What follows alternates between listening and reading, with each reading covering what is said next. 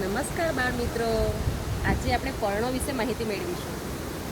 પર્ણના બે પ્રકાર છે, સાદું પર્ણ અને સંયુક્ત પર્ણ. સાદા પર્ણમાં એક સાદું પણ આખું હોય છે, જ્યારે સંયુક્ત પર્ણમાં એક જ દાંડી સાથે ઘણા બધા પર્ણો જોડાયેલા હોય છે. એને કહેવાય સંયુક્ત પર્ણો. હવે આપણે શિરાવિન્યાસ વિશે જોઈશું. સાદા પર્ણોના શિરાવિન્યાસ.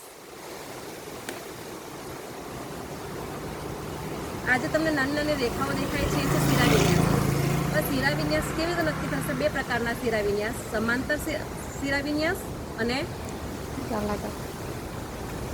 શિરાવિન્યાસ. આ છે ફાડતા આપણે ગમે તેવી રીતે ફાટે છે, તો એ છે જાલાકાર શિરાવિન્યાસ. જ્યારે આ એક પર્ણ છે, એને આપણે ફાડતા સીધી રેખામાં ફાટે છે, તો આને કહેવાય સમાંતર શિરાવિન્યાસ. તો આ રીતે આપણે પર્ણની માહિતી મેળવી. નમસ્તે.